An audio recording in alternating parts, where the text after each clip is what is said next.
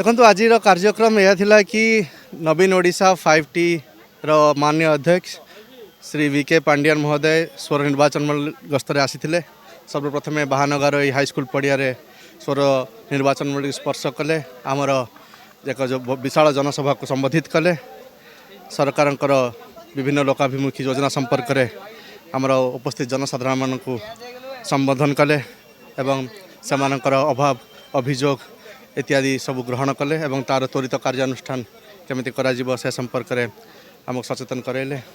एथिपाई आम अत्यंत उत्साहित अत्यंत आनंदित। देखंतु बाहानगर को रेल दुर्घटना पर यथासंभव आम राज्य सरकार उन्नतिर शिखर में पहुँचापी चेष्टा करिसेंती। एक मॉडल पंचायत घोषणा करने सहित एठाकार जो उच्च विद्यालय अच्छी तार उन्नतीकरण चली हॉस्पिटल को मो हॉस्पिटल योजना सामिल कर एवं विभिन्न उन्नतिमूलक कार्यक्रम संपर्क से अवगत कराइले। पखापाखि 92% जो प्रतिश्रुति दि जाइथिला गत जून 3 तारिख बेलू आज मात्र कई दिन भितर 92% ऊर्ध्व प्रतिश्रुति पालन होइछि। अन्यान्य काम मान प्रगति अच्छी।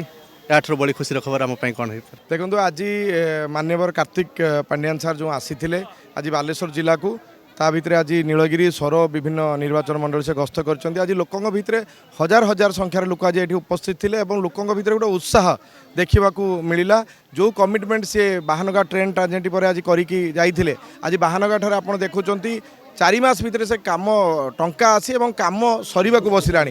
तेणु ये जो लोकामुखी काम समग्र जिले में जो से देइथिले प्रतिश्रुति देइथिले तार प्रतिश्रुति आज पूरण होबाक जाउछि। तेणु लोकों भितर बहुत उत्साह आज देखुंती माननीय मुख्यमंत्री जो कमिटमेंट कर रूपांतरीकरण कर कार्तिक सार। तेणु तांको जो कथारे आज तांको देखिया पई एते उत्साह आज हजार हजार लक्ष लक्ष संख्यार लोक एठी उपस्थित थे।